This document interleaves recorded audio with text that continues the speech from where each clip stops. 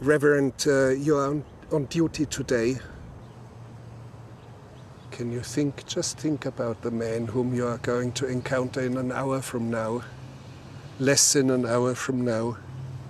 I really am going there without any expectations.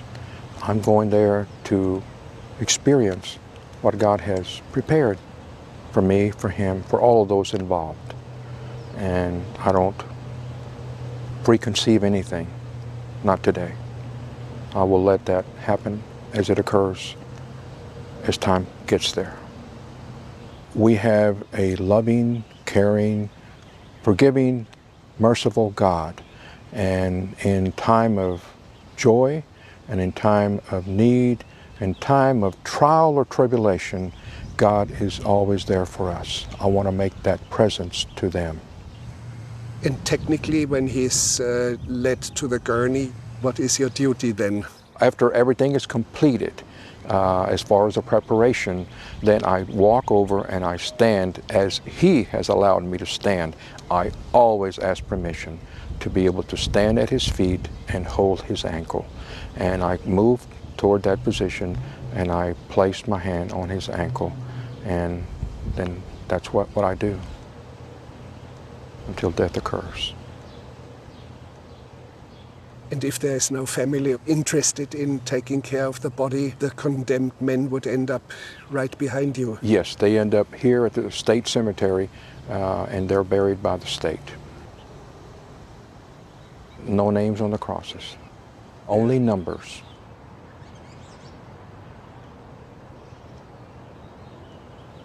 Why does God allow capital punishment? I don't know the answer. I believe that there's always a purpose why God allows things to happen. God has created so many things in this world.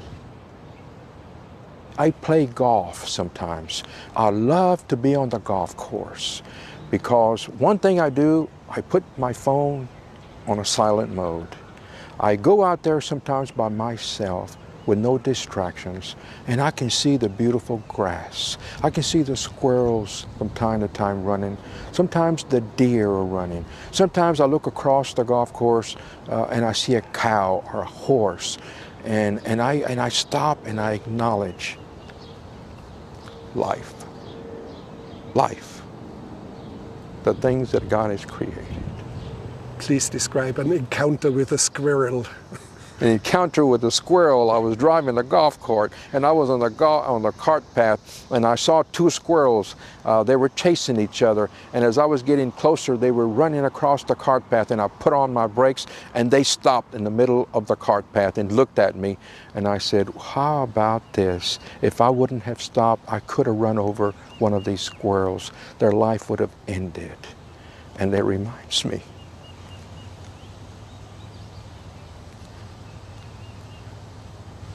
the many people that I have been with on their last breath of life, and due to bad choices and mistakes in their life, their life is taken away in the moment. So life is precious, whether it's a squirrel or a human being. So I will sometimes meditate on that experience, make a little noise, and the squirrels will take off and continue their life. But I cannot do that. For someone on the gurney, I cannot stop the process for them. But I wish I could.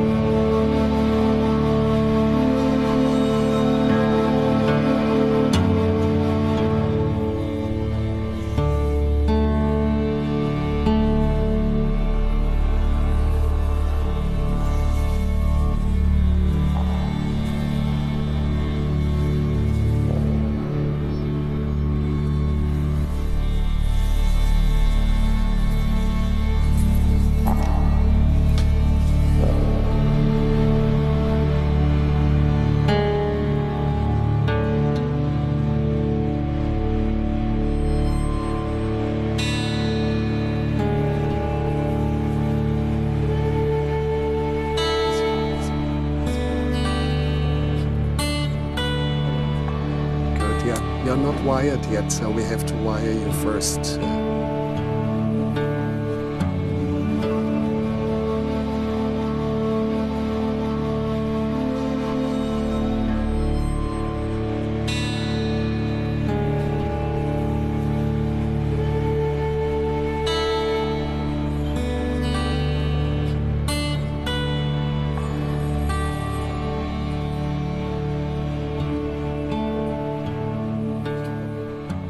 Michael Perry, now from all of us, the whole team here, we would like to offer our condolences. Your father passed away. Okay, on the 10th. My dad died 13 days ago. 13 days ago. Yeah, on June yes. 10th. But you will die, or you are scheduled for execution in Right. only 8 days. Yes, sir. How are you doing? I'm a Christian, so, I believe that, paradise awaits one way or the other. So I tell people all the time, I'm either going home or home. So I'm either going home to the world or home to God. So, as the days get closer, I can feel the pressure on my shoulders. They call it clinical depression, where I just start having less motivation to do things, less energy. You get frustrated at the system. How can they not see, my situation is wrong? I used to write all the time and have a lot of energy, and I just don't have it anymore. I just feel like I've been beaten down. I have the feeling that destiny, in a way, has dealt you a very bad deck of cards. It does not exonerate you. And when I talk to you, it does not necessarily mean that I have to like you. But I respect you, and you're a human being, and I think human beings should not be executed. As simply as that. Right.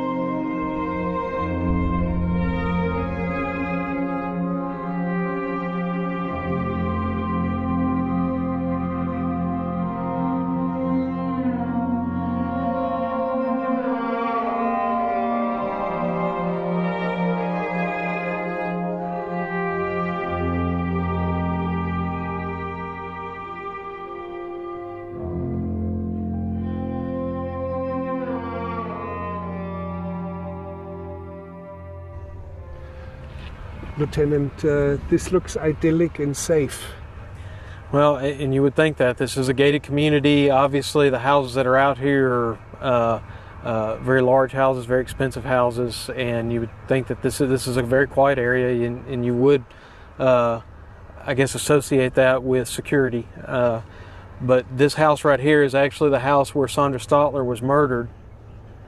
This is where Michael Perry and Jason Burkett parked out in the street and went in and murdered her. At the time that we found her, she was actually baking cookies, and there was evidence of that. There was cookies out, there was cookie dough out, so she was in the process of that when she was killed. But apparently the first plan was not murder. Well, and that was something that we were told, that initially the boys were all, when I say boys, Michael Perry, Jason Burkett, Adam Stotler, and Jeremy Richardson, they were acquaintances through, some mutual friends. They weren't really friends themselves, but they were acquaintances.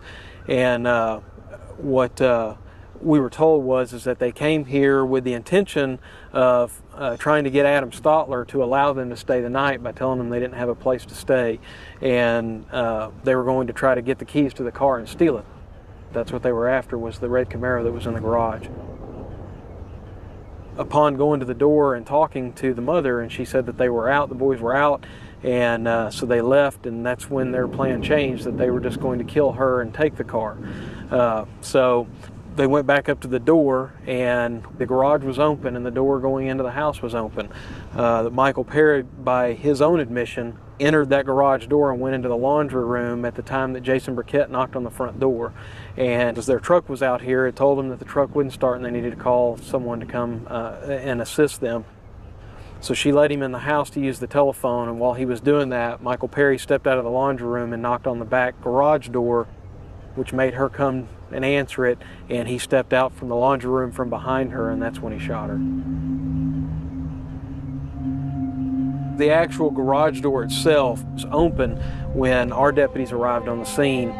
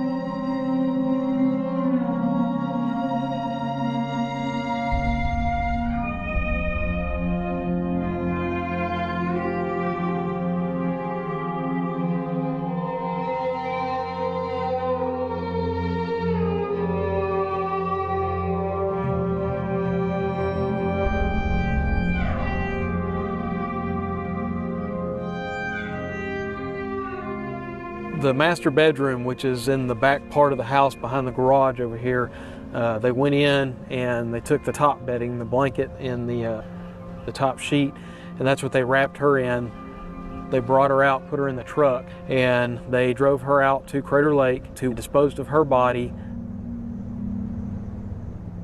And how does it happen? Is it drugs?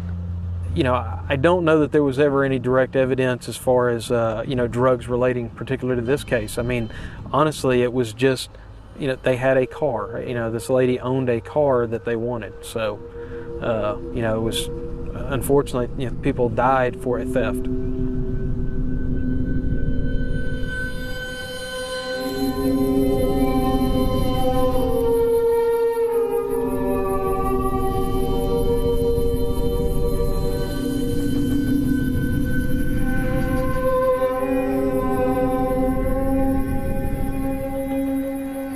Other than it being dark, this is pretty much the way it was that night when we came out here.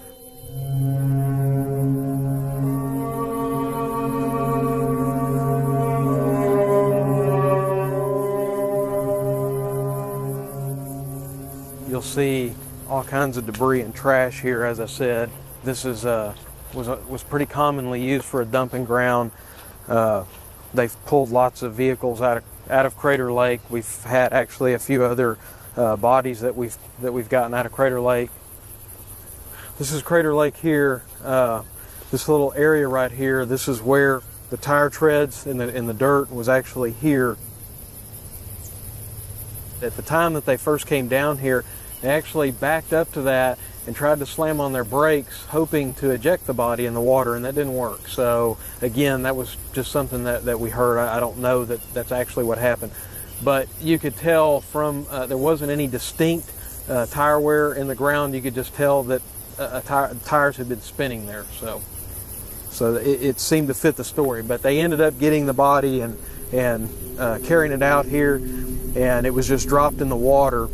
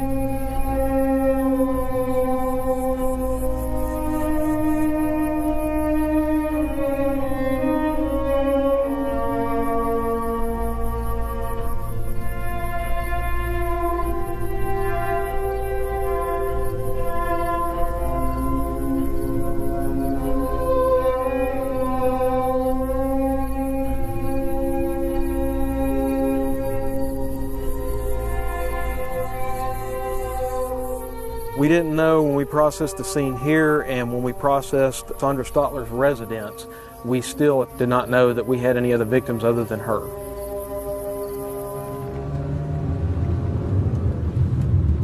This is the gated community of Highland Ranch.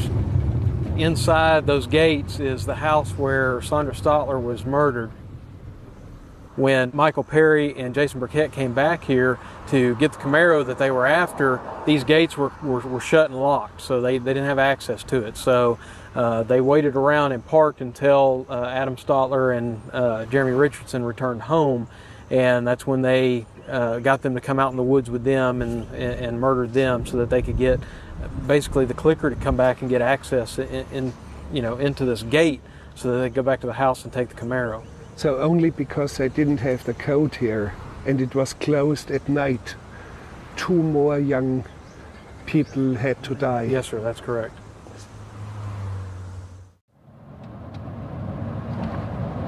Lieutenant Jason Burkett and Michael Perry bragged about what they had done.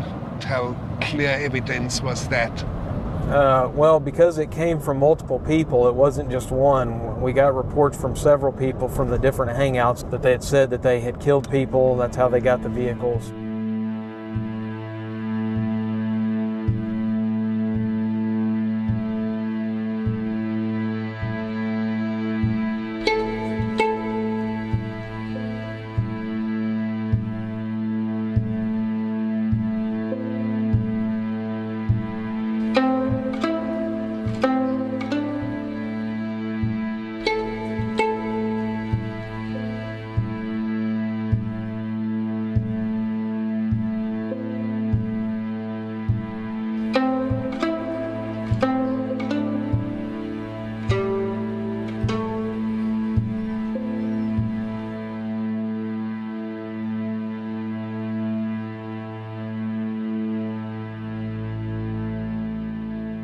It was pretty convincing. I mean, we believed it, although again, we didn't have evidence that we had other bodies at the time.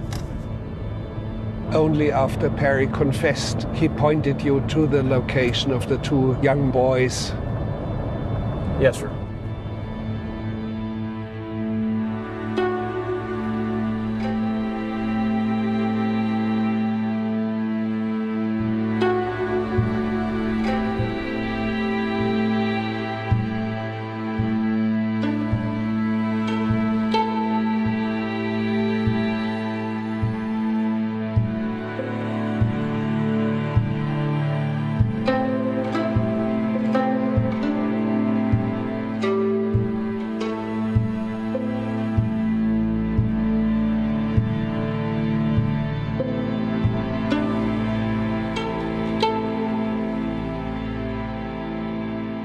As soon as I found out my mother, her body had been found, that whole week is just a blur.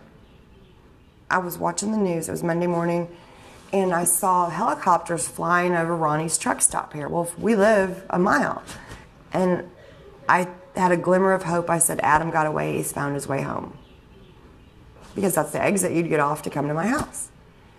So I told my husband, I said, get in the car, we're going down there. Because they showed the crime scene, the helicopters, my brother's car was there on the news. So we went up to Ronnie's truck stop, and I saw all that stuff on the car, and I'm like, oh, that's not Adam's car. He doesn't have all this stuff on there.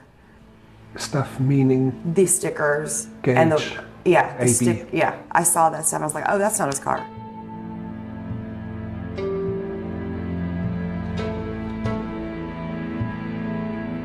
You know, and then I looked at the license plate.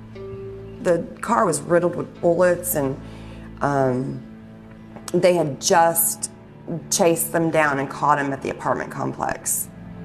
And I was kind of trailing behind them, and they left to go to the hospital, and they told me, I was like, please tell me, because Adam had been missing now since Wednesday, and it was now Monday, and I said, please tell me, was Adam with them? And they said Adam got shot, and they took him to the hospital.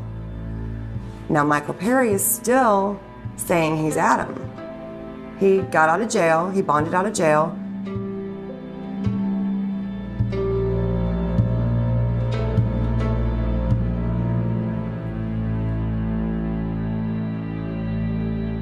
Perry just had his ID. You believed your I brother believed was he was safe, alive, only and wounded because you were told Adam was is shot, safe and shot, but in hospital. And I was like, oh, thank God, thank God. So I started calling the hospitals, trying to figure out which hospital he was at. And I described him, and she's like, I finally got a nurse who would talk to me, and she's like, that's not the kid that's here, ma'am. But you had hopes, substantial hopes that your brother Adam was wounded but safe, Yes. alive. Yeah. And all of a sudden, My world was ripped out from underneath me. Everyone was gone.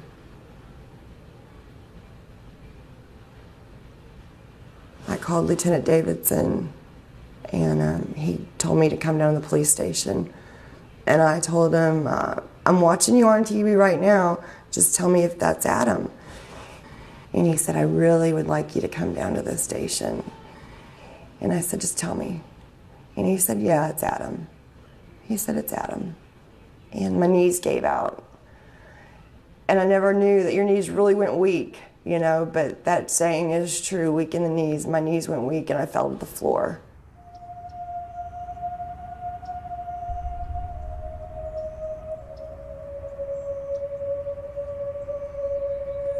This is Lindsay Lane. This is where we were directed on this road by Michael Perry in his confession that we would find 2 additional bodies of Adam Stotler and Jeremy Richardson.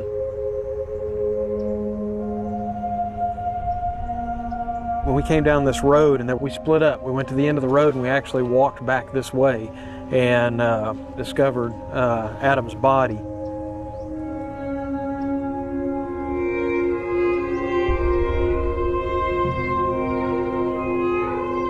They lured him into this area by telling him that there was a mutual friend of theirs that had gotten hurt while they were hunting. This house obviously was not here at the time. You can see as this is coming out how it's coming around. So it's going to be somewhere in that concrete is going to be about where his body was discovered.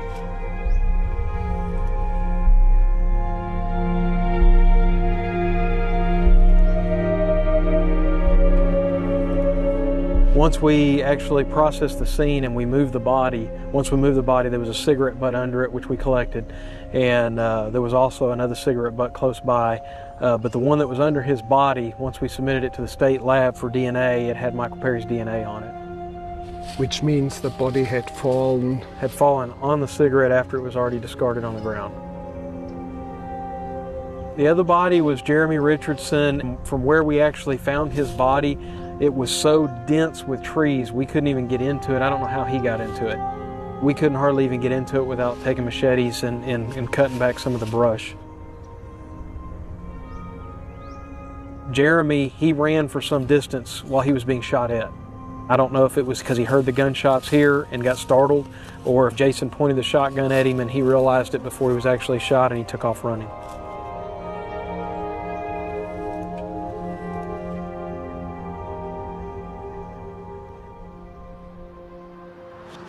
Charles, you lost your brother Jeremy.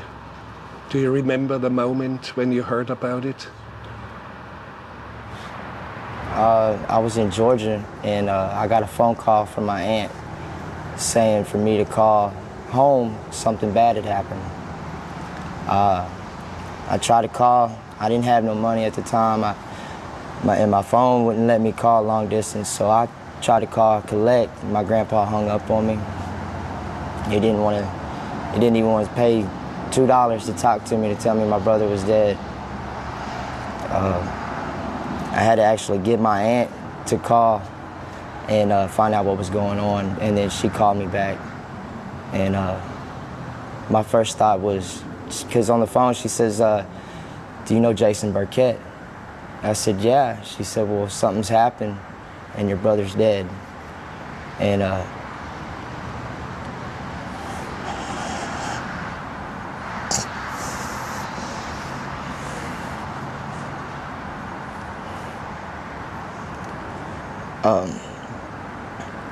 my first thought was, Jason was just driving, being stupid the way he normally was, and had wrecked. And then she told me no, that Jason shot my brother over a car. I just fell out. I fell out. My uncle came and picked me up, and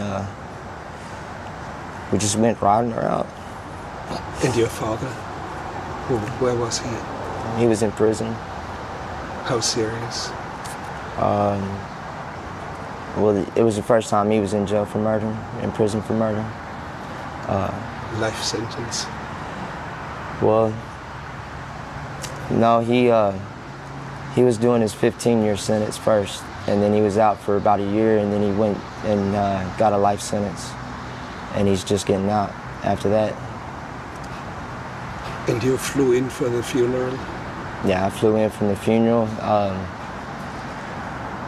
The cops said I had jumped bond, and the cops were there to take me to jail over my brother's. Can I tell him what it was for? Or, I mean, would it be okay to tell him, it was a drug possession? So you took the jail time for your brother, and you were arrested? Yeah, at the funeral. Cops came in there. There's 6 cops came in and identified me, and told me they were going to take me to jail right then. And I asked them, can I at least stay for my brother's funeral? And the teardrops, the tattoos, what do they signify? I lost my brother and my sister. The brother murdered your sister. What happened to her? She was coming to my house, and she crossed the freeway, and she got ran over by a car. Tell me about your brother Jeremy. Can you show us?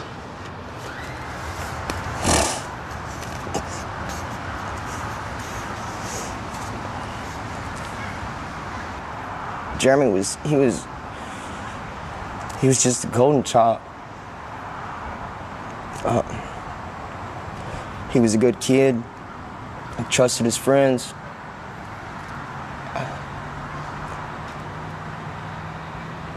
He would get in trouble just to have that attention, but he wouldn't do nothing serious. He would never do anything too serious. He got in trouble for making people laugh, talking during class, stuff like that. He was a very sociable person. Everybody loved him. And everybody said that I was the one that was supposed to be dead before I was 21 and not Jeremy. And you loved him? Of course. He was my best friend. He was my best friend growing up. He's all I had. You took care of him? I tried. It turns out the only thing I did was hurt him. I introduced him to the people that killed him.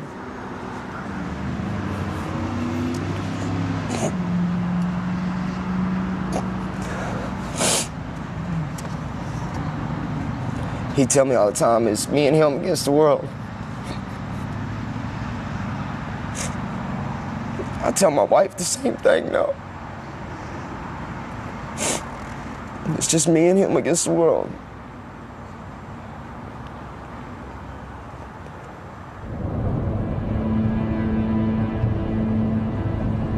I believe from the time that we got the initial call until they were caught, it was within a week. It was, I believe, 5 to 7 days.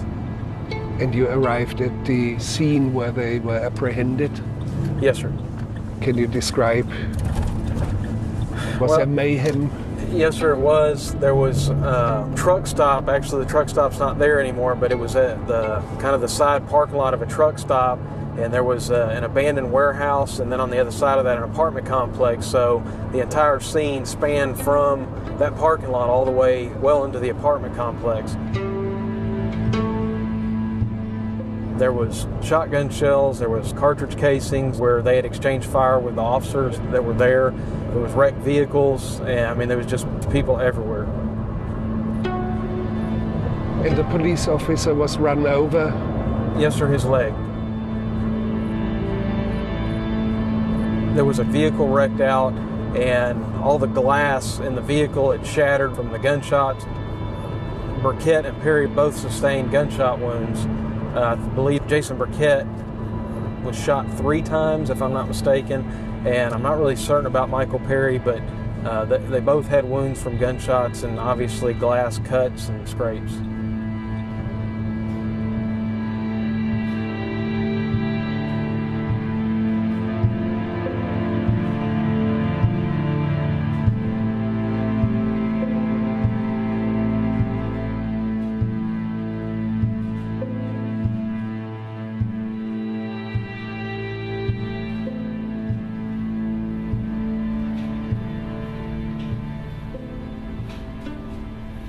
So there was a wild, hot pursuit, and you were in this wild chase. Did you actually open fire at them, or? What had happened? I don't want to be too indiscreet, but I think I can tell you, I pled guilty. Yeah. I've got 10 years done on a 15-year sentence for it. So. I see, yeah.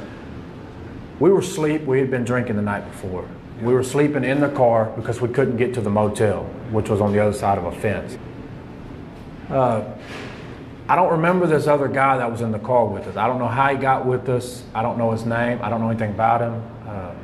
Michael Perry and me were drinking, and somehow this guy got with us that night. I remember getting woke up and getting shot in the car.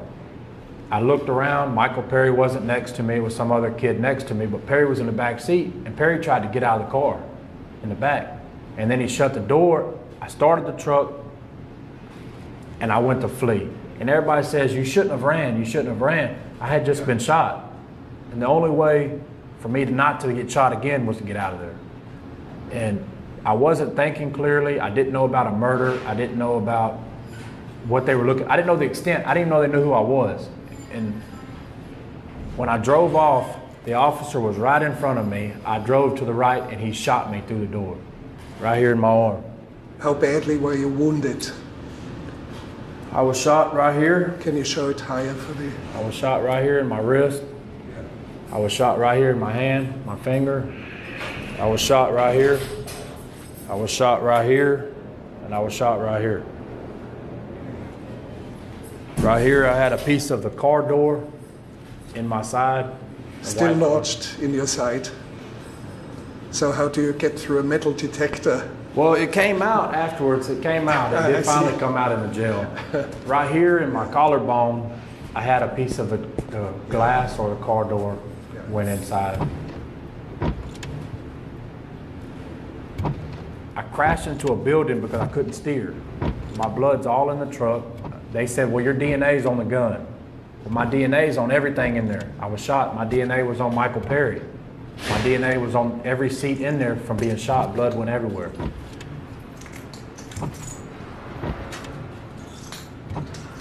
Whenever I crashed, I jumped out and ran. I ran in the building. There was cops shooting at the building where we were crashed into. They were shooting from every direction. The window in the back of the building's like this. You can't get through it. I shot one time with the gun through the window. I probably shouldn't have done that, but I was trapped and I was panicking. I didn't know what to do. And when we got through there, we ran to some apartments. And I carried Perry half the way, but I mean, we got to the apartment. You dealt with it like real tough men. I remember reading somewhere that Michael Perry shouted, "This is it, put the balls at the walls," or something, "Let's bolt, let's fight back." Can you remember something like that? And I remember reading that they said balls to the walls, or yes. Something. I don't recall him saying it. He could have said it. He could have too much commotion, too many bullets flying. I didn't really understand what was happening. All I knew is where we were at, we could not stay there. Yeah. And he was screaming balls to the walls, they say. Well, how can I say? I don't want to go into the details of what happened, but fact is that 3 people were killed. Mm-hmm. And you deny that you were even close to the scene, or how do you? Well, there's no longer a question. There's no longer a question of my innocence. That question is out the door. The question is, what is anyone going to do about it now? I mean, a perfect example is, you're here with these guys. They show up at your hotel room in a car. You're going to assume that car is, these are your friends. So when Jason shows up to pick me up in a car, I'm going to assume it's okay. You get in it, you get arrested, you come to find out he just murdered someone from that car, you're going to end up on Texas death row. You're going to end up right here because you trusted one of these guys to show up and pick you up in a real car that wasn't just stolen. But trusting in Jason was a bad choice. Oh, anyway, absolutely. let's face it. Oh, he was some sort of a bad apple, and so were you. I was homeless and starving, so where could I get my using food? drugs and stealing. He offered me drugs. He offered me a place to stay. He offered me food. So yeah. I chose that, which I shouldn't have. I regret it every minute now. Cherish every minute. Cherish every minute.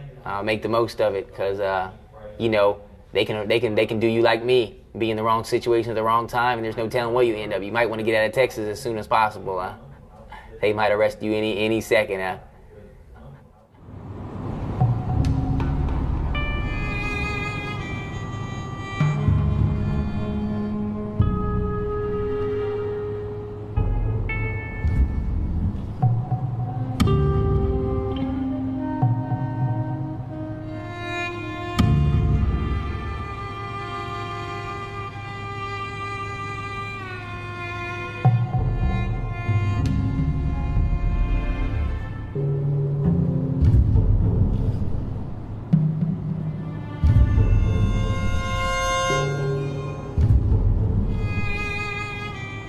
I went over to my buddy's house. There was a guy there and he wanted to fight me. And he run up on me as I got out of the truck. And I just kind of blew him off, you know what I mean? Just go on, man, go on about your business. And everybody said that he was saying he was gonna stab me when I got out of the truck. It kind of pissed me off, so I went back, found the dude, and run up on him, and I was taking off my shirt, and I threw my shirt up like that, and threw it up over my elbow. I was gonna take it off, and when I did that, he hit me right here with a screwdriver, and a screwdriver about that long, and it was a Phillips, the little skinny, long screwdrivers, and sung it to the handle, and after that, all the way to the handle? All the way to the handle. How did it happen? Man, it's probably about right in there. It went straight through under my arm, into my chest, and I never went to the hospital or anything. And what did you feel? You felt the... Yeah, just I felt the pressure of it when it hit. That's all I felt. And I kind of jumped back out the way, and I looked, and my buddy threw me a knife. And I looked down at the knife on the ground, and I was like, I'm thinking to myself, my head, I'm going home to my kids today. So I didn't even pick it up.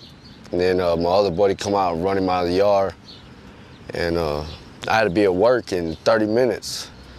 Matter of fact, I was roofing a house with Jason's brother, Chris Burkett. And I was roofing a house with him. Chris was not in jail at that time? Nah.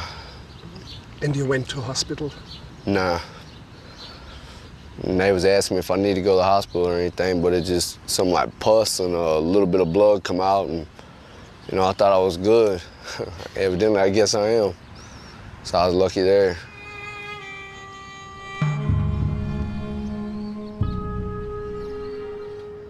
But you have never been in real trouble with the law? I had a felony. That's the only bad one I had. But you're a working man? Yes, sir. You have a job? Yeah, I ain't been in trouble in 4 years. Can I see your hands? Yeah. When we shook hands, I noticed your calluses. You're working in a paint shop? Yep. Cars? Yes, sir. Solid work? Yes, sir. And the tattoo in here? Can I see it's this? a girlfriend. Can you show it? Bailey. You had been with her when you met Burkett? Nah. Not yet? No. I've been with her for 3 years. And got a 17-month-old baby with her. Oh, yeah. Then so you're staying with her? Yeah. Now the tattoo is forever? Yeah, it's forever. Yeah, it just don't come off. And what happens if the relationship unravels? What happens to Bailey? Guess I'm gonna have to get Bailey sucks right there.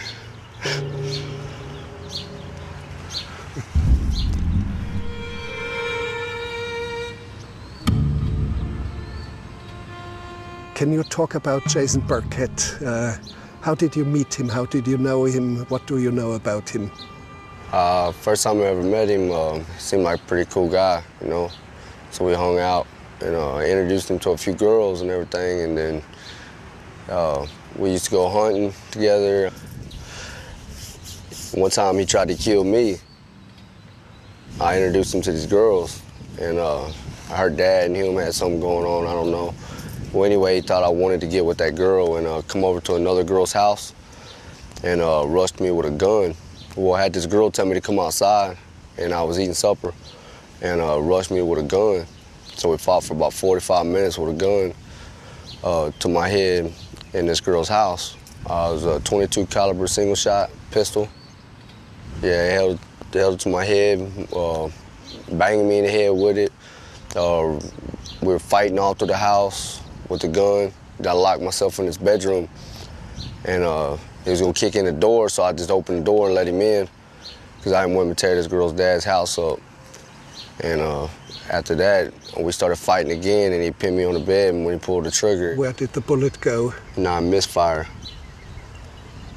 Because the bullet come out the gun, and you can tell on a .22 bullet, there's like, it's just that round flat piece on the bottom.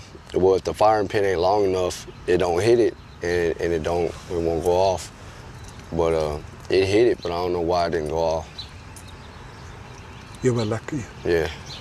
Very lucky. Yeah, kind of blacked out there.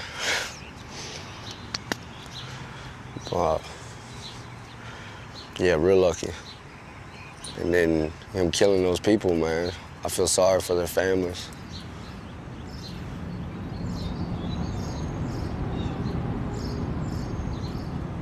Me and my friend Big Justin was up at the bar one time, and he come up there with these new cars, him and Perry, and we're like, man, where'd y'all get these new cars at?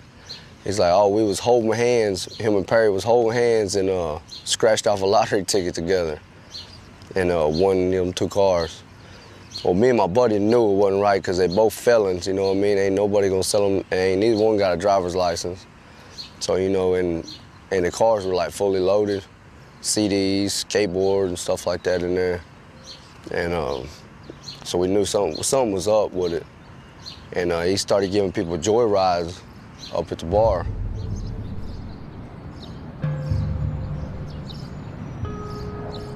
Jason and Michael came up to the bar to show off 2 new vehicles that they had purchased.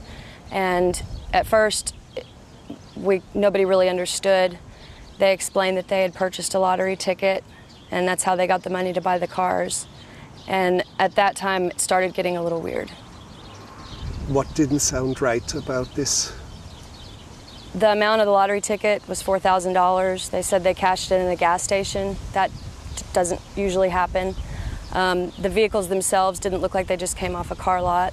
You drove these cars? I rode in them, I didn't drive them. Yeah, Jason and Michael were kind of giving everybody test drives. and I rode in both vehicles.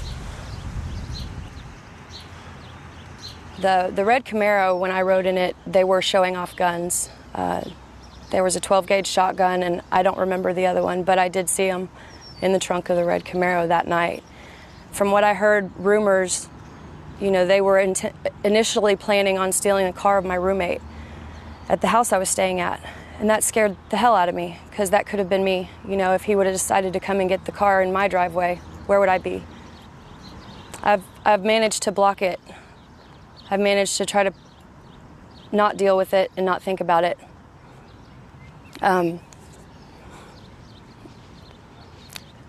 I guess being in the situations that I've been in, just from being employed at that bar, I have seen so many awful things that I don't deal with them. I just kind of put them back. Did Jason brag about crimes? He never bragged to me and my buddy Big Justin. And we didn't even know it happened. And they come got us from Justin's house, the police did. And they took us up there and it was like, y'all read the paper? And I told them I couldn't read. And then they didn't believe me. And they looked at my record and found out I can't read. And then, so they read the paper to me and then told me what he had done. Mm-hmm. And, do you read now? Oh, yeah. So late you started to learn how to read? Yeah, I learned how to read. Wonderful, yes. I find this a great achievement. Yeah, it's awesome. You're much more connected now. Yeah. How does it feel not to be able to read? You have to be much smarter than the others to understand the world anyway. Yeah, it's kind of tough out there when you can't read, but I mean, because they ain't always there, somebody gonna read it for you. But I mean, I learned how to read in jail, so I could write letters and read the letters. And other than that, I don't plan on going back. But I'm glad I learned how to read there. And you're doing good now? Oh yeah, staying busy at the paint and body shop. Reading? Oh yeah. Writing? Not much writing, a lot of sanding. I'm interested in your relationship with Michael Perry. How did you two meet? How does this thing happen? In 2000, I had a girlfriend. In 2000. She had a friend named Miranda. I ended up going to jail. And Miranda, I seen her on the side of the road arguing with Michael Perry. And I pulled over and I asked her what was going on. And she said, he's living in my trunk and I can't get him, you know, he can't live there no more. My dad's seen him. My dad got in a fight with him this morning. He can't live there. So he was living in the trunk of a car. And I said, well, I don't know what to tell you. And she asked me, can he live with you? And at that moment, I told her, no, he can't live with me. And then I looked at him and she's like sad and crying. And she said, please let him live with you just for a month. This was when we were living in the camper trailer. And I told him, you can live with us. Get your stuff, put it in my truck, and come home. And from that day on, I fed him, gave him money, took care of him. He was like a little kid brother that was pushed on you. He's older than me by a few months, but I had to take care of him because he had nothing. He had nobody. Little did I know he had a very supportive family. His mom and dad were both supportive. He just didn't want to follow rules. He was just like me and didn't want to follow rules. And that's why he ended up living with me. Because they said work and you can live with us. He didn't want to work. And you were sent on an outward bound trip into Florida. That wasn't... what was that? Yeah. Well, you know, I'm a city boy at heart, you know what I'm saying? I'm really not into the nature and bugs and the weather. And So, when they sent me on a 2-week canoe trip. Which sounds wonderful for me, but... Yeah, I like to canoe, but it wasn't the canoeing that was bad, it was in the Everglades. I mean, we're seeing alligators everywhere. Now my question is, and I didn't even realize that until I got here, what happened if I would have fell out and got eaten by an alligator? Who would have been responsible? Did my parents sign some type of waiver? Because there was alligators everywhere. Well, a young man of 13, you better watch out and handle the alligators well, yes. Yeah. But what happened then? You didn't I think it was on the third or fourth day. We would canoe until like nighttime and pull in. I guess they had certain designations marked. And sometimes we'd pull in like at midnight, there's bugs. You could reach out and grab a handful of bugs. And then they want us to cook dinner. And, you know, I'm like, man, I can't. And one of the things of the program was to teach you immediate, you know, every action there's a reaction. So immediate consequences to your decisions. And one of the things I learned is that if I don't pay attention to the lessons, we had these bags for our property. And you had to seal them right or they wouldn't be waterproof. Well, I didn't listen and it fell in the water and all my stuff got wet. So I didn't have my own tent. I didn't have no toilet paper anymore and I didn't like that. So basically I was my typical stubborn self, and I told him, you know what, I ain't doing this no more. Take me home. But you were not attacked by alligators? No, we were attacked by monkeys, though. By monkeys? What Absolutely. happened? Monkeys were jumping from one side to the trees on the other side we were at and trying to come over there. And they couldn't figure out where the monkeys came from, but there was a whole bunch of them. A whole bunch. I wanted to get out and get one, but they said they have diseases, right?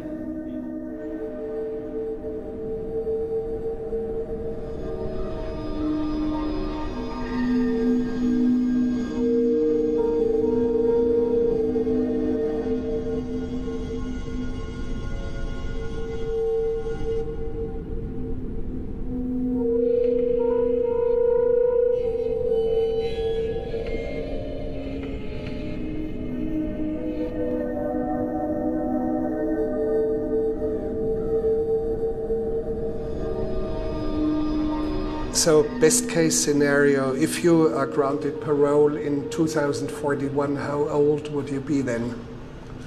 Does this ever occur to you, or do you want to think about it? I'd be 59, 60. I was 19, I have to do 40 years from 19, which would be 59 years old. It's a long time. When it came to the phase after your trial was over, for punishment phase, your father showed up in court. Can you describe the scene? I knew he was coming, and I knew what he was going to testify to, but to hear him testify, it's like I was born with neuroblastomas. I had 18 surgeries by the time I was 5, and I don't know a lot about it because it's something that I try to shy away from. I knew he was going to testify to my raising, and I was in pain all the time, and he'd watch me cry to sleep. And it was difficult because I seen him cry. I mean, if you ever see my dad, he's 6'6", 6'7", 300 pounds, big old guy. And they brought him in from prison? Came in from prison. Is he still incarcerated? He's right across the street on LSU. Mr. Burkett, how are you doing? I'm doing fine. Doing fine. A little sick. How fine? A little bit sick. Mm-hmm. You are in here for how many years? 40. 40 years? Yes, sir. 8 felony counts, is that correct? Yes, sir. That's pretty serious. Yes, sir. And you spent some time before this 40-year sentence in jail, is that correct? Yes, sir. Yeah. I've been in prison 5 times. How many years already? A 2-year sentence, a 5-year sentence, a 30-year sentence, and then this 40. That's a lot. Yes, sir. What went wrong? Drugs and alcohol. Can you explain? Well, I started using drugs when I was about 13, drinking and drugging and selling and manufacturing. Some stealing and burglarizing going along with it to support the habit, and always end up back in prison. There's one significant moment when Jason, your son, was found guilty for capital murder, a triple homicide. During the sentencing phase, you appeared in court. Can you describe what you said to the jury? Well, I explained to them what prison life was about, and I explained to them that I didn't think killing him was going to bring back those people, or really, do anything to correct what happened. And I asked the jury to, please, don't kill my son. I asked them, just please don't kill my son. He never had a chance. He didn't have a father. I told him that he did. I was never there, and his mother was a single mother with 4 children, and she had handicaps. She's on disability. Most of that time she was living on disability, and so they really didn't. They lived off food stamps, and HUD housing and that type of thing, and he really had a real poor life growing up. I just asked him not to kill my son. It wasn't his fault. I wish that I could take the time, his time. I wish I could, because I feel like it's my fault. I really do. I feel like I'm as much his fault as he is. Because if I'd have been there, it quite possibly, maybe not, but it might possibly have been different. He'd had a better chance. He'd had a whole lot better chance if I'd have been there helping his mother raise him. But I wasn't. The jury got up to leave, and the door was right here to my right. And as the door closed behind them, I heard 2 ladies break down. I'm real emotional, and I'm crying through the whole thing. But as they went through that door and the door closed, I heard 2 ladies break down crying. They broke down. And then when it was all over and his lawyer come told me, he said, I remember his words, he said, "You got him. You saved the life of your son." He said, "You got him." I said, "What do you mean?" He said, "You got him." And that's what saved. There was 2 votes. It was 10-2. And there was 2 votes that voted not to kill him. And I think those were the 2 ladies right there. That they're the ones that saved his life. And but you can be proud of this moment. Yeah. I had some help too. God helped me. He did. I asked God to help me, and I think He did. I didn't deserve any help for him. He may not deserve the help, but we got it from someplace. So.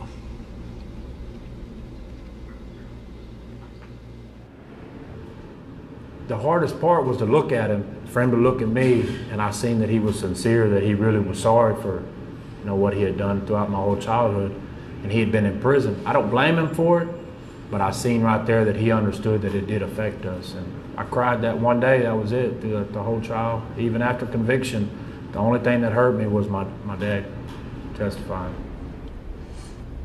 Whenever I went back and testified, his brother went back and testified too. His brother was in prison, Chris, and we, me and Chris came back to the diagnostics together, and I'm embarrassed, but all 3 of us, we had Thanksgiving together. Me and Chris and Jason over at the diagnostics unit, and they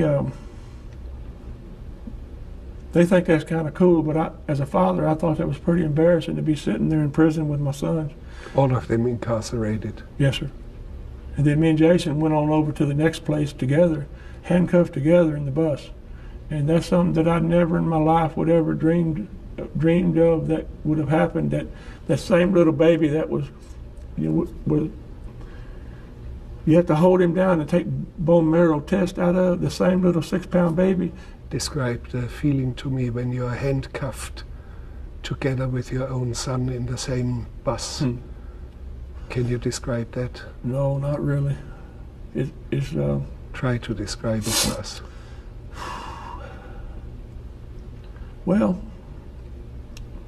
I don't know. I just felt like a total failure as a father.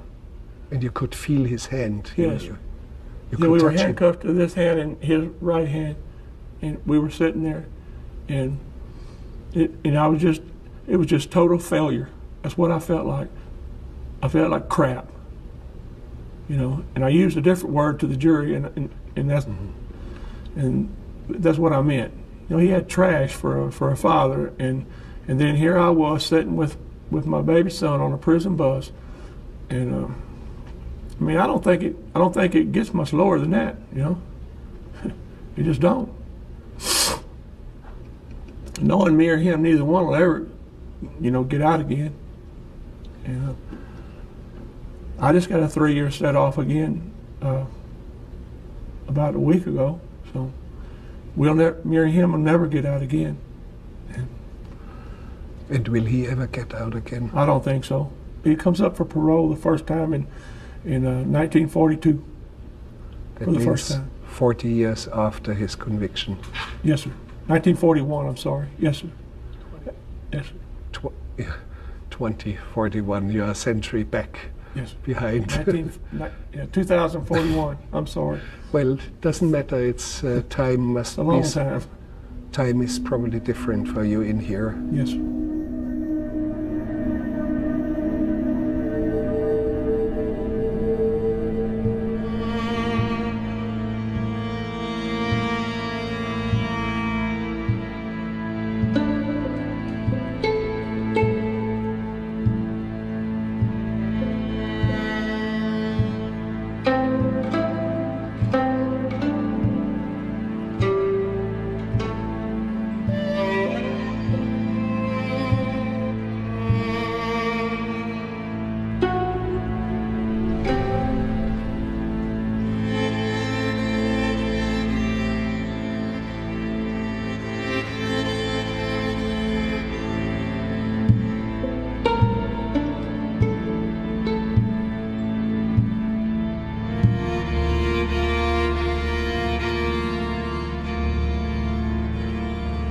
This is actually the vehicle that was in Sandra Stotler's garage. This was the vehicle that Michael Perry and Jason Burkett was after. 3 people died for this car. A car that was in their possession for less than 72 hours, I believe. Within a couple of years, I mean, this vehicle was just trashed at the inside of it because there was actually a tree that had rooted and had come up through the center of it and it tore the floorboard up. And whenever we actually had to move it over to this lot, it was a little bit difficult because of that. A tree grew inside of it? A tree grew up from the bottom up into the car.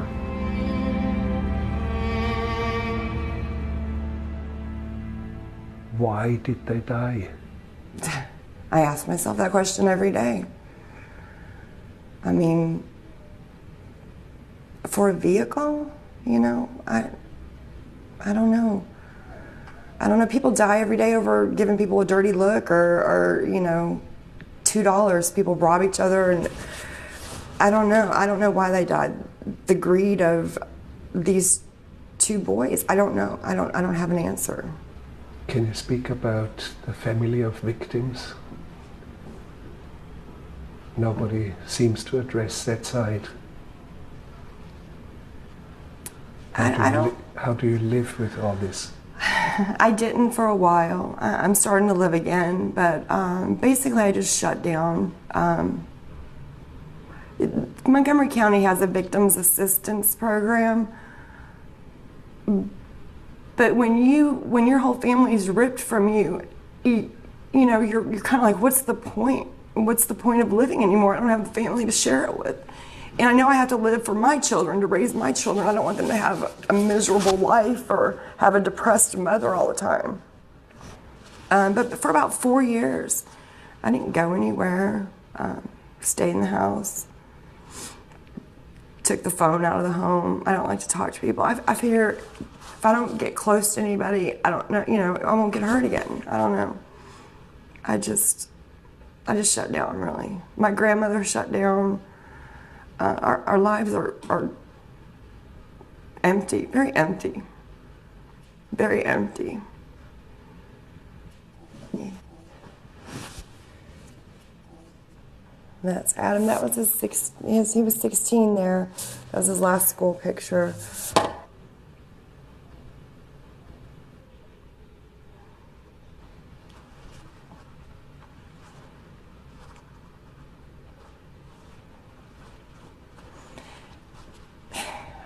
My brother was my best friend.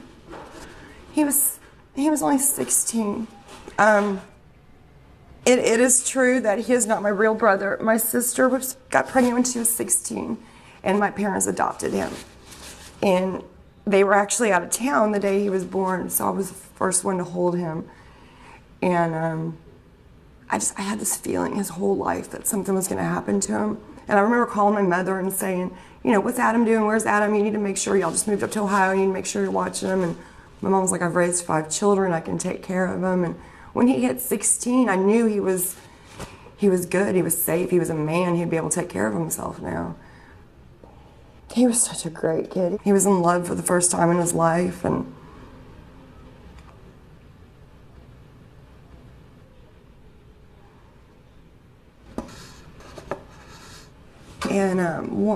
one thing that sticks out for me, my mom always protected me. One thing that I remember, I was supposed to get married. Well, I did get married September 16th, 1995. But my dad, Mel, he was a preacher, and he was supposed to marry me and Kenneth. He died 6 months before the wedding. He was hit by a train, him and my older brother, and the family dog. And so I refused to get married in a church.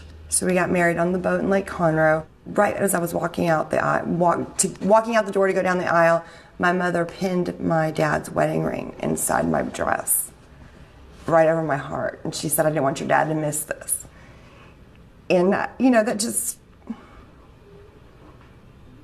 You loved her. Yes, and I know she was in so much pain that day, but she hid it because I was so happy. She hid her pain for me. And, you know, she's made it through the day. I just miss them all. Our family's just so incomplete. So incomplete. You know, sometimes my kids will ask me things and I'll go, I don't know. I wonder what my mom, you know, there's things at all times of day and night I want to call and ask her. It took me forever to realize she was really gone, because I would want to pick up the phone and call her. And is this why you got rid of the phone? Yes, I did not want another phone call telling me somebody else in my family had died. I couldn't handle those phone calls anymore. I couldn't handle them anymore, so I just cut myself off from the world. I can't have a phone all day. And I just don't like to hear the phone ring anymore, because all it ever brought me was bad news. The worst. The worst. Not just bad, yeah. You had to face it. Yeah. Well, you know, it's just, I mean, not only did I lose my mother and my father and my brother to tragic circumstances. I mean, my grandfather had a stroke. My uncle hung himself. My other uncle had a heroin overdose. My stepbrother shot himself because he had pancreatic cancer. My real father died in his sleep. All this was in 6 years, a 6-year period. I lost everyone in my family. Everybody.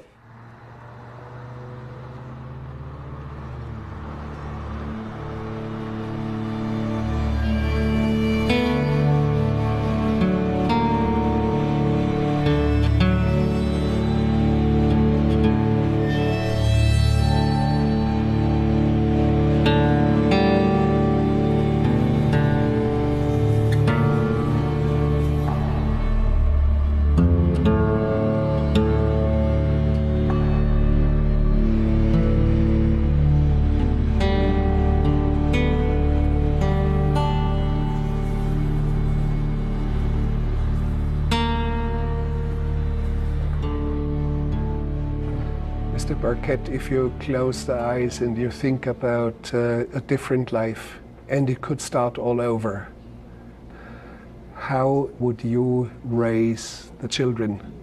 Well,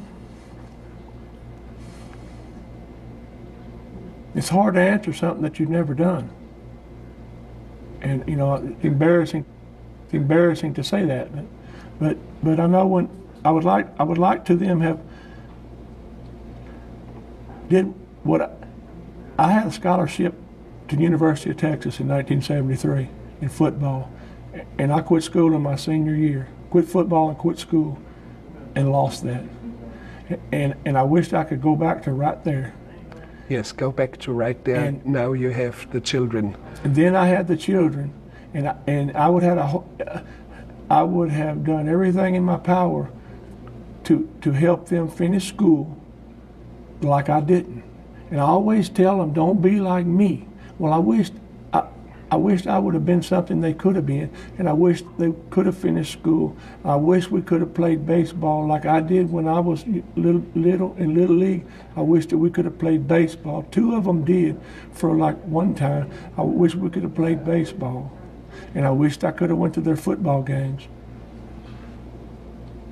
And I raised a steer in school for FFA. I wish they could have did that. We lived in the country.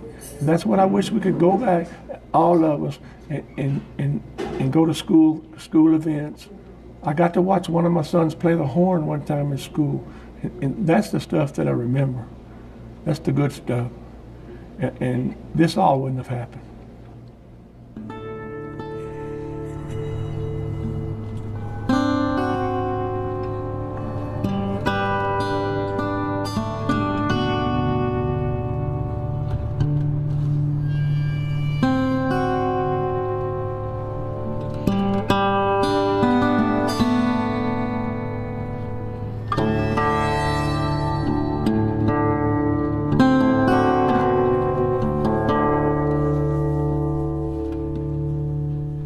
I want to say this on the record. I'm not saying that my husband was a Boy Scout. I'm not saying that Jason Burkett had no knowledge and was like selling cookies or raising money for camp when that happened.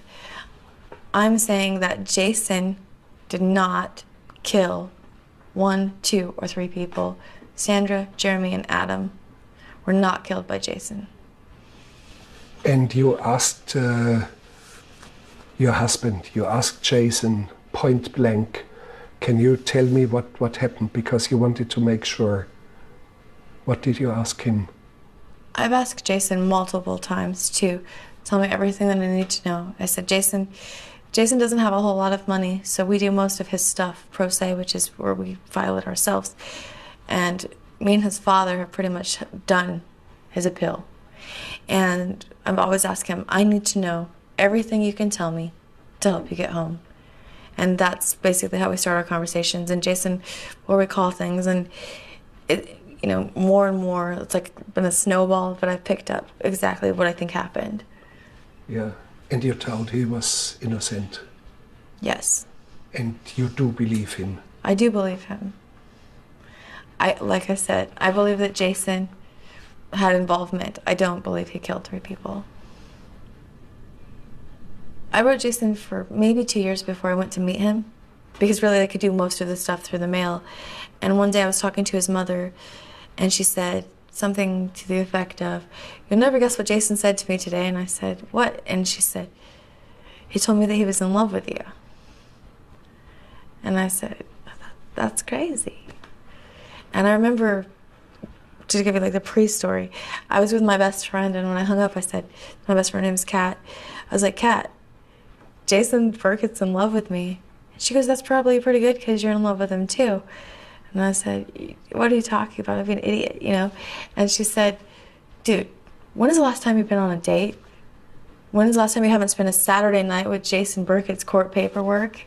And I was like, "Hey, that's nice." But I ended up driving. I lived in Nebraska at the time. I ended up driving from Omaha to Abilene because I wanted him to tell me himself. And he was at the Robertson unit. You worked 2 days and 2 nights driving? Yes. I drove. It seemed like endless, too.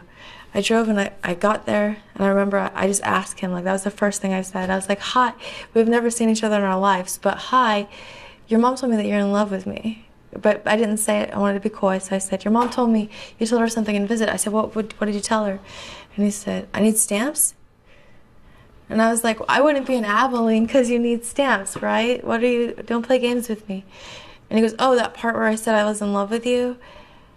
And then I dropped the phone because I was nervous and I didn't know what to say. And I kind of fumbled through that whole visit because I didn't immediately go, "I love you too." It wasn't, like a movie. I was very nervous. I'm not that girl that falls in love with an inmate. And I was like, okay, I'm just gonna be cool with it. And then when I left, the day I met Jason, there was a rainbow, and this is true, it's in our letters. There was a rainbow that went from one side of the gate to the other side of the gate.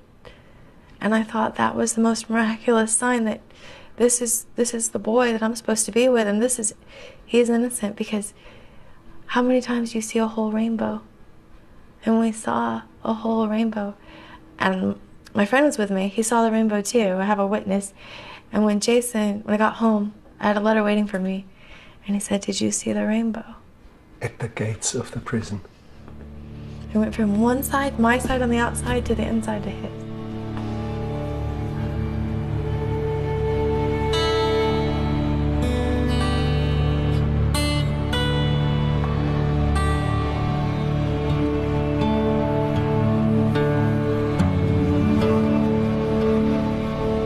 I believe in me.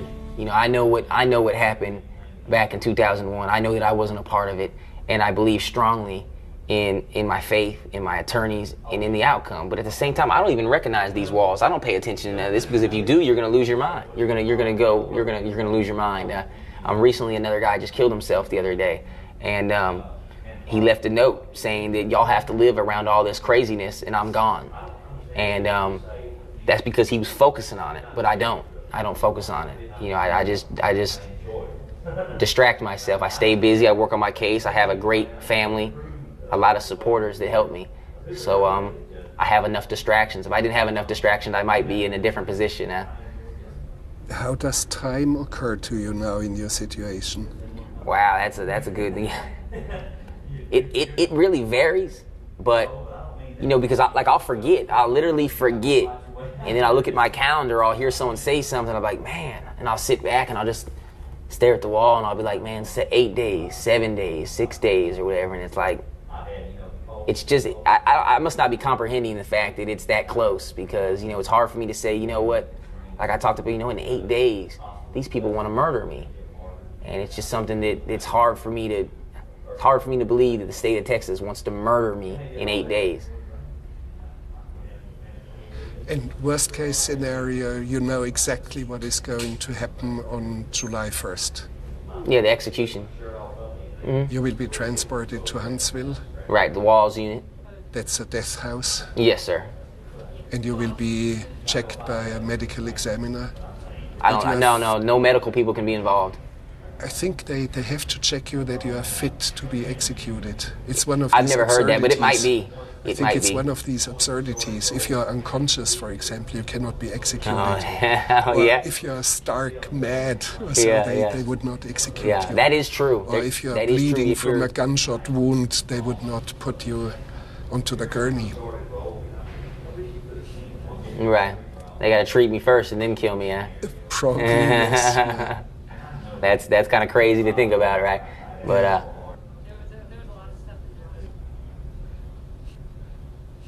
yeah, I just can't allow myself to think. Like, I can't even picture myself laying on a gurney. But if it happens, I'll have to deal with it, huh?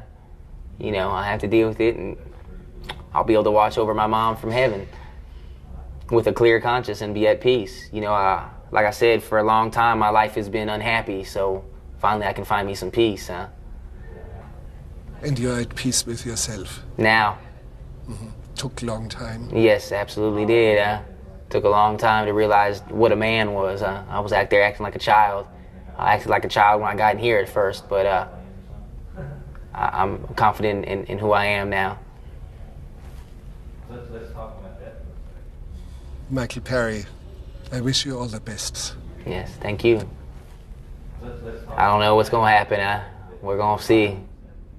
We're going to find out. I'll find out on Monday.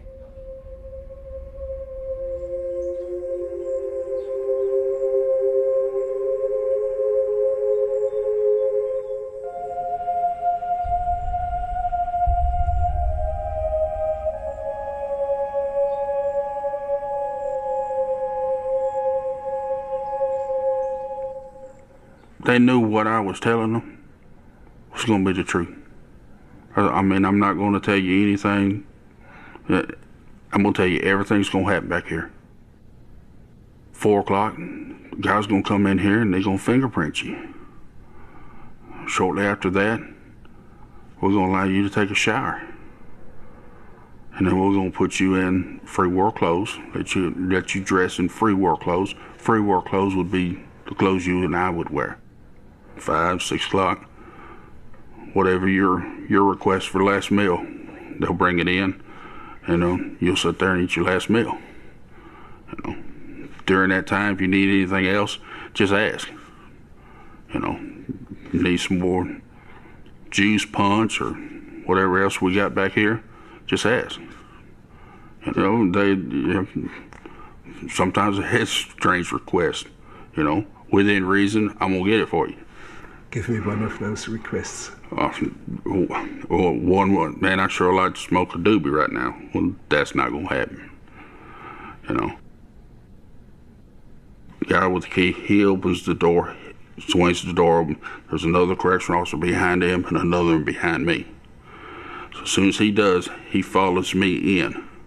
Then the other correctional officers follow right in behind him. So there'll be 2 in front of the inmate, and then the other 3 right behind him. I tell them jump up on the gurney, which then I automatically. It's only a few steps from the cell. If I would say no more than 10 steps, if that much,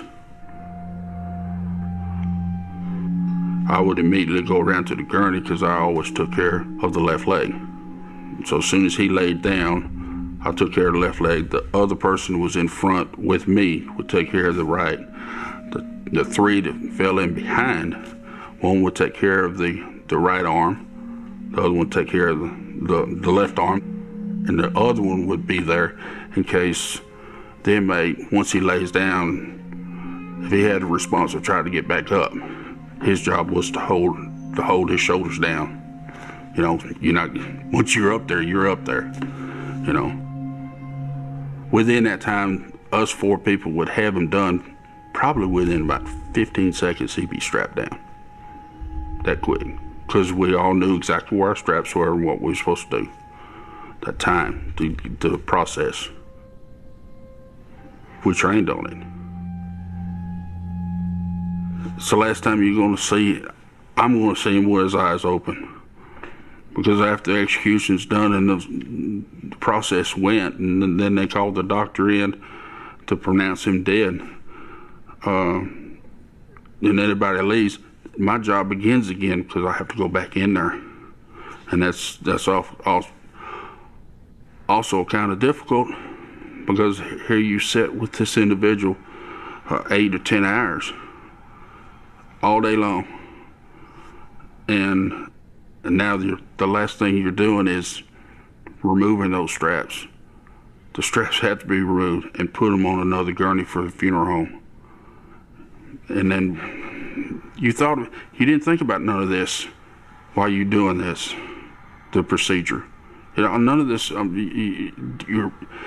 You don't put those emotions out there. You do the job. You go home. You did how many executions, roughly? It was over 125. 120, somewhere over 120. It was a bunch. We got to the point where, especially after I think I promoted to captain in 90, we were doing 2 a week. And that was getting tiresome. And what happened to you then?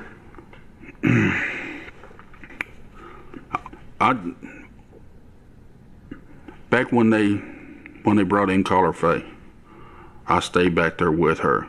Now, definitely that was the first female that we were fixing to execute. I remember one thing so vividly, that it was an hour before, and I was standing there, and the chaplain was standing there, and she looked at me and she goes, "Thank you, Captain Allen, for everything you've done." I said, "You're welcome." That's all I could say. What else am I going to say? I'm fixing to strap you down another hour. Which we went, procedure and everything went just the way it was supposed to, She was pronounced dead. I went back in there and I took the straps off, put her, on the gurney, and let's go. We locked everything up and went about our business, and everything was fine. I had a little shop in the back. It was 6 o'clock, and the news come on over the radio and started again. And for some reason, just out of the blue, hearing it triggered me seeing her, and I started shaking. Oh, what's wrong? And then how badly did you shake? It was a shake. It was a shake like I couldn't. Why am I shaking? And then I could see I was sweating, and tears. All of a sudden, and this is hurting. I remembered her. This 2 days afterwards. I remembered her execution. Hers wasn't no different than anybody else, but it was hers. And then I started actually visualizing the other inmates. As you asked me, did you look in their eyes? I could see them. I could actually see them in the holding cell again. One right after another. And it seemed like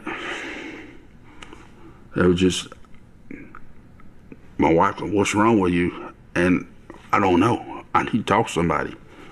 And the first person I could think of to call was Carol, Chaplain Pickett. He come over to the house and we sat out on the swing, and I started coming down, and he said, what's wrong? And I told him. And then I looked at Carol and I said, I can't do it no more.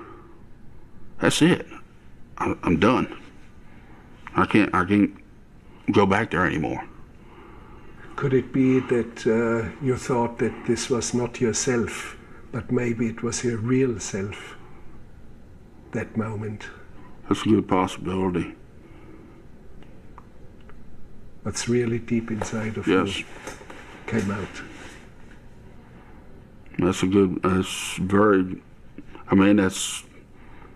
From that point on, I've had a different outlook in life. If executions was the law, then I was going to make sure that it was done professionally with integrity. After Carla, and I was a pro capital punishment. After Carla Faye, and after all this, until this day, 11 years later, no, sir. Nobody has a right to take another life. I don't care if it's the law. And it's so easy to change the law.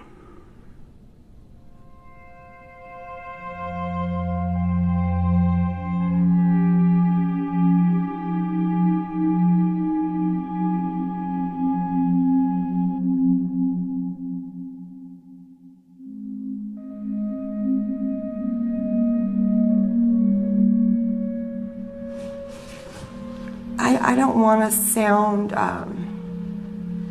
like an evil person, but I'm so glad I went to the execution. I really am. I fought with myself about going. I reserved the seat so I could be there, but I'm glad I went. I'm really glad I went. It really did something to me. Yeah, what did it do? I don't know what happened, but I immediately after the execution, I felt like that saying, a huge weight had been lifted. I actually could take a deep breath. My heart didn't ache as much. But I remember walking in and thinking, this looks like a boy. I had built this huge monster, evil, murdering monster in my head, and he was just a boy. He was just a boy laying on that gurney.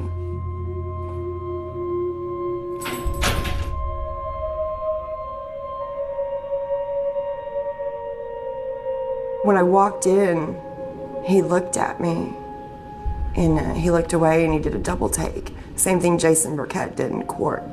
I look like my mom. I look a lot like my mother. And what did he say? He forgave us. He forgave us. Yeah. And I was upset when I walked in. I was crying. my whole family. We didn't want to see someone die. No one should have to go through that. But we were there for my mother, and my brother.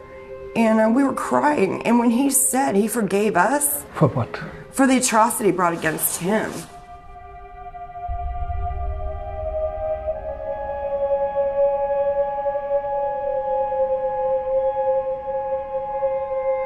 And then he said he's ready to go.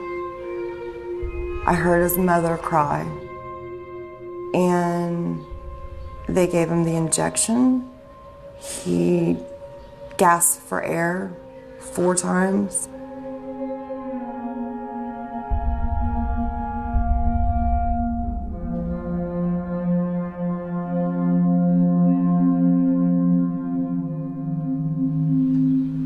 I watched his shirt, his heart beating on his shirt. I watched it till it stopped. And it stopped at 6:14. 1 tear fell down his eye. 1 tear. And he was gone. And it was over.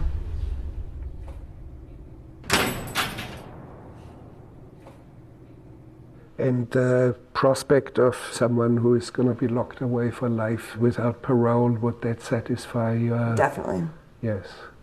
Definitely. So it would be definitely an alternative. Because death penalty sounds a little bit too much like Old Testament, the wrath of God.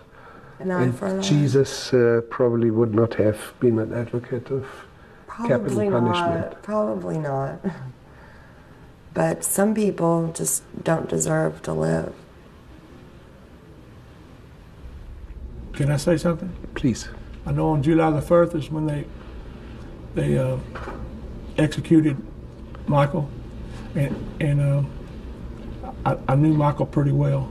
Yeah. And I kept up with, I have every kind of clipping and website thing I have on him and Jason. I have like a whole locker box full. Mm-hmm. So I know as much about him as anybody. And Michael was just like Jason. They were both young, and whatever they did or didn't do, I don't know. I wasn't there. But Michael was just a young kid, and I know when they executed him, I know his last words and everything else, and I know by executing Michael, I don't think it brought any of those people back, and I don't think it deterred anything. I don't think it deterred anybody out there. As much publicized as it was, it did not deter anything, and I really did not believe that it solved anything by taking another life. And it hurt me when it come time for his execution. I knew it was going to be about 6 o'clock. It's 6 or usually a few minutes after 6 p.m. And I was on my knees at my bunk, for Michael, praying for Michael, and a feeling come over me. Right about 5 or 10 minutes after 6, a feeling come over me that's very, very hard to explain. It was like I felt the loss of what used to be my son's best friend. I felt that. I felt that pain whenever they killed him. But I just wish the family members would know that how much that I hurt for their loss. That's very important. And Michael never. That's what upset them, because Michael never tried to reach out to them. I wished I could and say I'm sorry. Yeah.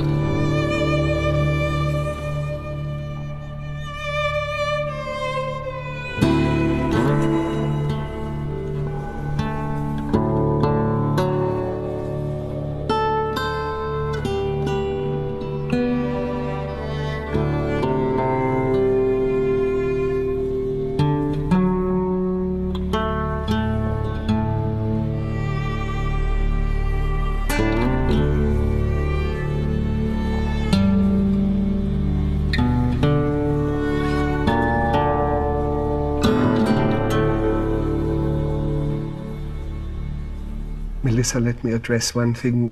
Among death row inmates, there's such a phenomenon like death row groupies, the same way rock stars have groupies. And you have seen women like that? I have seen women like that, in fairness. I've also seen women who are married to death row inmates and truly committed relationships that I believe are not disingenuous and I believe come from their heart. You know, some people are just supposed to be together, whether there's a cage and lawman between you. I believe that. I mean, I do believe that there's a fair amount of women who want attention, who want media coverage, who seek out infamous men. I mean, like Scott Peterson gets 100 letters a day on death row in California. That's ridiculous. He murdered his pregnant wife. Yes. Is that correct, that case? Yeah. A good-looking man. Good-looking man. However, Jason is not an ugly man either. Describe him to us, please. Like physically? Yes. You only have touched his hand. Describe his hands to us. They're a lot bigger than mine. I'll start there. I have Describe really tiny hands. Jason, he holds hands funny, and he always holds my hand kind of like that as opposed to intertwined, so he holds on to me. And I just know that his hands are massive. Because he wears a ring size 11, our wedding rings. It's an 11 and a half. And I wear a 4, so he can totally cup my hand.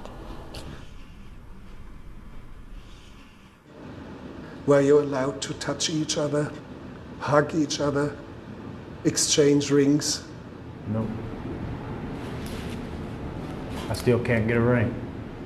And you were separated by a glass wall, or? Just like this right here, except for we had a phone, and it was solid right here, solid glass. But when she comes for visits, are you allowed to hug her? I am now.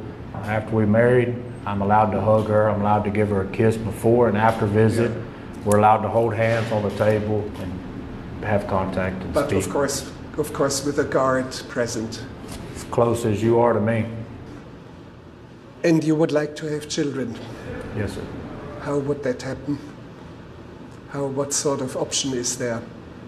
I want 50 children. She wants 2. So, I mean, we have to work on this. I want children for different reasons. I want children with her specifically because I love her. I want to be with her. I want to give her something she'll always have with me. I'm under the impression, seeing you now, that you became pregnant only a few days after we met your husband. You guys met him on the 18th of October? I think so, yeah, something like that. Yeah, I believe my baby was made on the 23rd of October. Right after we saw your husband. 23rd or 24th. You went into action. So to speak. And the father of the baby is? Legally, will be Jason, yes. And it is Jason, biologically, legally, I can't in say every that. single sense. Since you are not allowed to do more than touching hands, how do you become pregnant?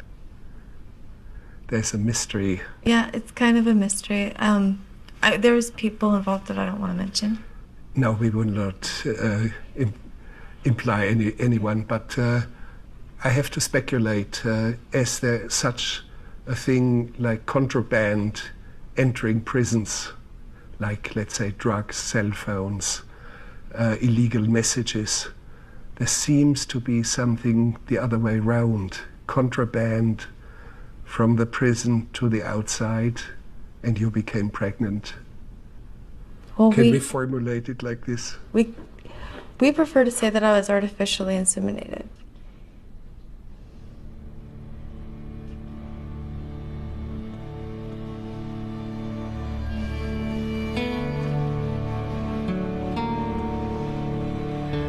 Do you have a name for the boy?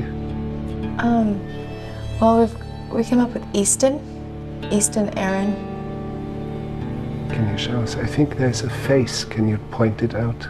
It's right there. If you actually can see it close enough, you can tell my baby has my strong jaw.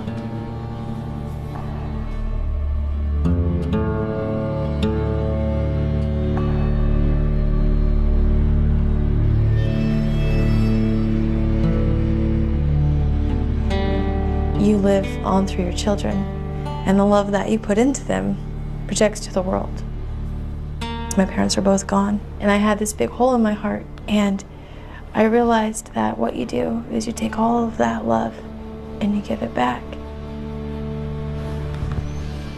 I mean, nothing else matters.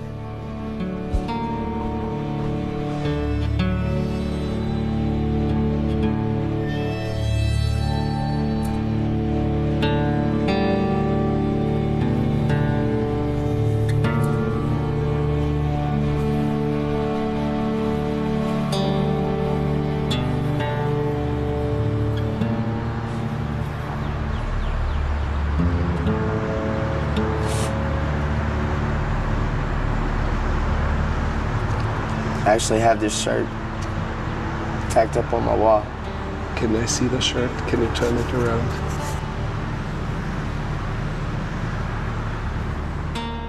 I just make sure, and somebody told me about the live your dash.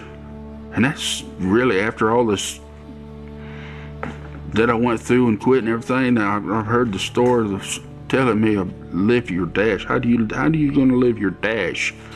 And I didn't understand, what are you talking about dash? And it's on your tombstone. You got your birth date, and you got the day that you deceased, and you got that little dash in the middle. That's your life right there. That's everything between, from the time you was born, from the time you die. How are you gonna live your dash? And that's where I'm at now. I'm gonna live my dash and make sure that try to make everything right for the family, everybody. Hold still and watch the birds. And you once you get up into your life like that, and once you feel good about your life, you do start watching what the birds do. You know, what the ducks are doing, like the hummingbirds. Why there's so many of them.